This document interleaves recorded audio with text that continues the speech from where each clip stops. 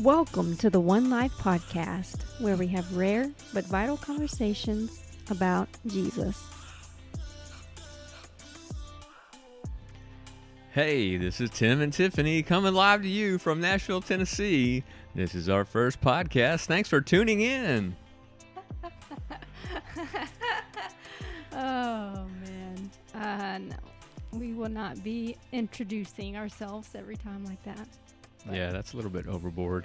a little much. We were struggling about how to start the podcast, and we figured why not be a little bit sarcastic or exaggerate our approach. Good job. Yeah, welcome to One Life Podcast. One Life is a startup church here in Nashville, Tennessee. Our mission is to build extended families of disciples that live on mission together. So I'm Tiffany Catchim. And I'm Tim Catchim.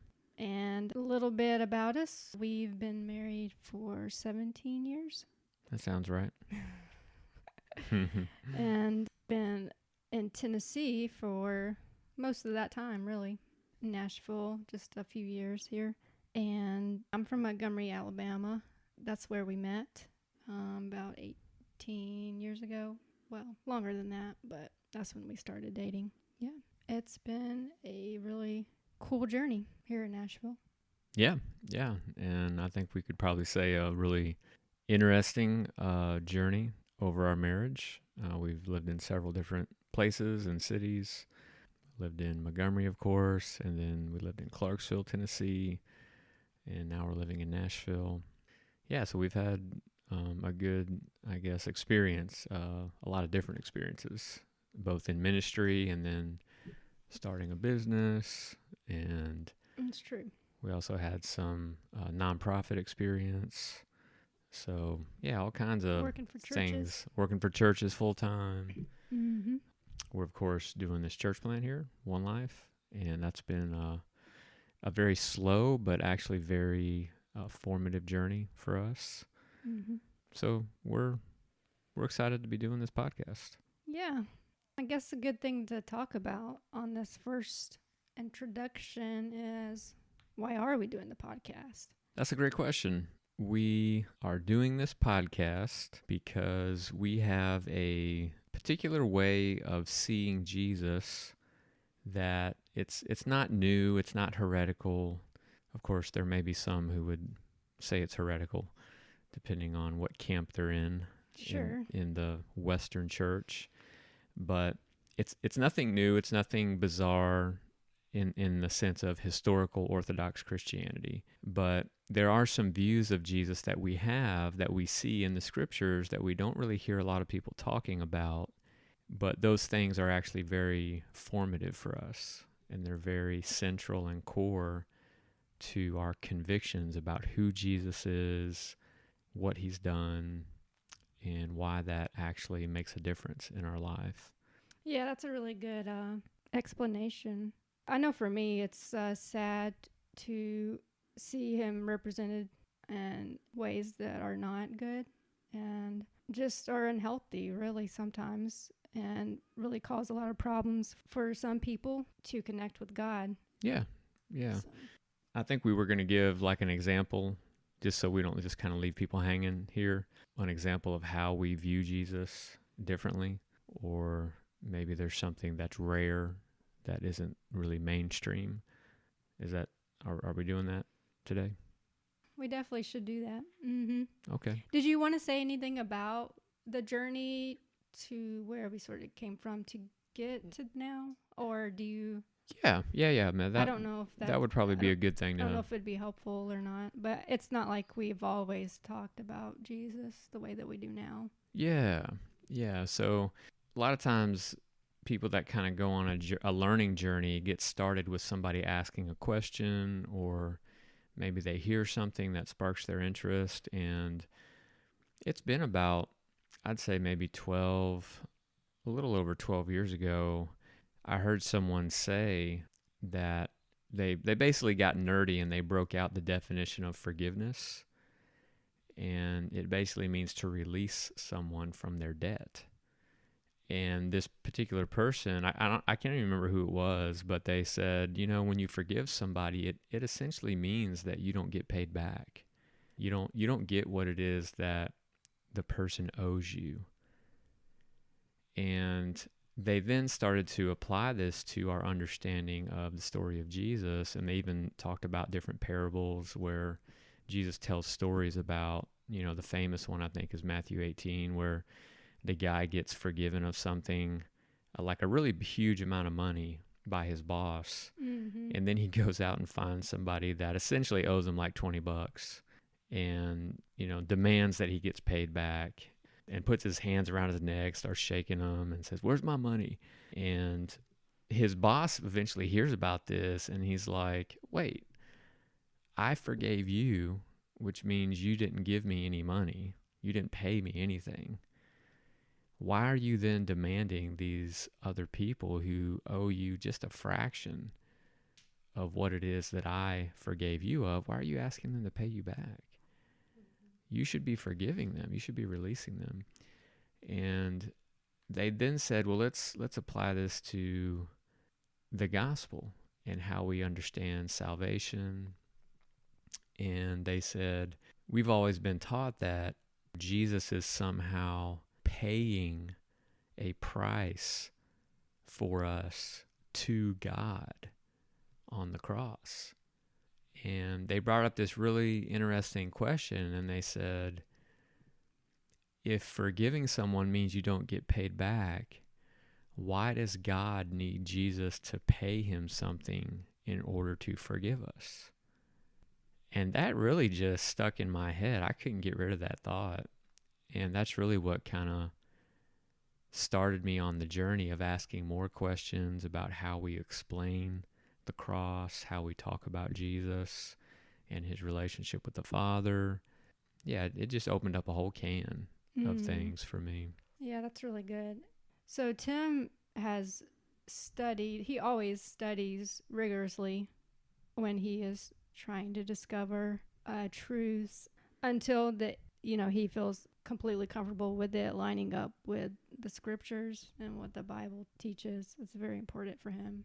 And I'm not so much that way, but I have walked in the journey with him as we have discussed many different things in the Bible. So it's been really fun to sort of discover that together and go on that journey. Yeah, it's been great. You've been a great conversation partner, and we've had great conversations about these things. And you've been so gracious to listen to me rant and just spew out all kinds of things. And then I eventually see that she's kind of had enough. And she's like, very kind and graciously, she suggests that we change the topic after an hour of spewing. I do have my limits. Yes. That question kind of got me on the journey, and then we're of course on a journey together, and you've kind of shared in some of that journey through our conversations and even practical ways of how this fleshes out and how we minister to people. But one of the things that consistently was sort of an enigma for me, a mystery, was the idea that God was punishing Jesus on the cross. And that was always a point of tension for me whenever I stopped to actually think about it. Now, most of the time I didn't actually think about it. It was just sort of a fact that I absorbed, and then I just regurgitated it, and I just thought, well, that it is what it is, and you kind of share it and you let it do its work, and then... Which is very common. Yeah, that's what most people do. That's how they get trained in it. Mm-hmm. And what I've come to discover is that the scriptures actually don't speak about any of that. It's actually a legend. It's actually a myth. And essentially what that myth or legend does is it sort of creates this contract or this dilemma that God has to somehow satisfy an internal need to punish someone. Or in more theological language, it would be that God has to satisfy his justice, that he has to pour out his wrath on someone. And it's either going to be us or someone else.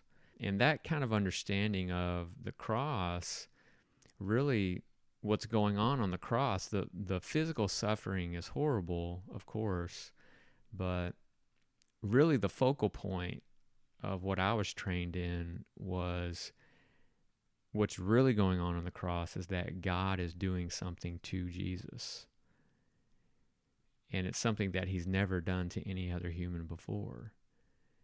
And so really what ends up happening in that kind of understanding is that it externalizes the problem, and it creates this problem between Jesus and the Father. And that has a lot of implications for how you understand the nature of sin, the nature of salvation. And what I've come to understand is that, again, the scriptures never talk about the cross in that way. It's not a time where God pours out his wrath on Jesus, that he punishes Jesus. He doesn't reject Jesus. How I've come to understand the cross from reading the scriptures is that it was more like a sort of the last leg of a race where you've been running a really long time. And let's say that race, all of a sudden you've been running in like flat ground, and all of a sudden the race goes into a mountain. And it gets more and more difficult, more and more strenuous. And so a good analogy to this would be from the Lord of the Rings, where Frodo is taking the ring and he's climbing the mountain, and his goal is to throw that ring into the fire. And the closer he gets to that mountain, the more difficult it becomes for him to climb that mountain. And it's because there was something in Frodo that actually didn't want to throw the ring away, and he was fighting against it the whole time. The cross in that sense is more sort of like a final exam for Jesus. It's, if anybody listening, has ever done like a capstone project where you have to draw on all the things that you've learned, all the classes you've gone through, all the studies, all the exercises, and you're facing a very significant challenge, and failure would be for you to not finish the race. It would be to not make it to the top of the mountain. There's something that, instead of framing the cross as something that's happening between Jesus and God, there's actually something happening inside of Jesus's humanity, that he is carrying his humanity to a point of love and maturity that no other human being has ever carried before. He's going further in the race than anyone has ever gone. And that does something to him as a human being. Hebrews talks about it perfecting him, and it completes something in him that no other human being had ever completed. And I think that understanding of the cross, I think, is more biblical, and it also does away with this sort of fictional tension that gets interjected between God and Jesus. In the way I was trained, you kind of have to set up this thing that God is doing to Jesus instead of doing it to us. But I think really what's going on is that Jesus is, by leaning on the Father and by staying in close relationship with him, by drawing from the Father's love, he's actually able to finish that race. That is the focal point of the gospel, I think. Yeah, that's really good. And it seems like just saying, well, it's not what is going on between God and Jesus, it's really what's going on inside of Jesus. It doesn't seem like it'd be that big of a difference, but it really is a huge difference. Mm-hmm. Yeah, I guess one way to summarize it would be like, how you define the problem determines how you understand the solution. Or even more specifically, it would be, where you locate the problem is going to determine where you look for the solution. And I think, the way I was trained, you locate the problem outside and between Jesus and God. Right. Because the problem is between us and God. Right. The primary problem is between us and God, and then therefore Jesus kind of steps in that place, and he kind of, adopts that relational problem. And then God deals with Jesus as if he would have dealt with us in a punitive way, in a penal way. But, what if the problem that Jesus is solving is actually inside of his own humanity? What if his goal is to develop his humanity into full maturity, to perfect it, and you completely unite it? In other words, he brings his human nature into union with his divine nature. And in doing so, he heals that human nature. He perfects it and brings it to completion. In other words, it's his human nature was made into everything that it was meant to be. Yes. And it took the cross to do that. Yeah. And that's probably for another podcast. But yeah, that's what I was thinking too. Yeah, I think we're probably running out of time here. So if you like what you've heard, there is good news. We've only just scratched the surface of the things we brought up today, and we have many more topics to come.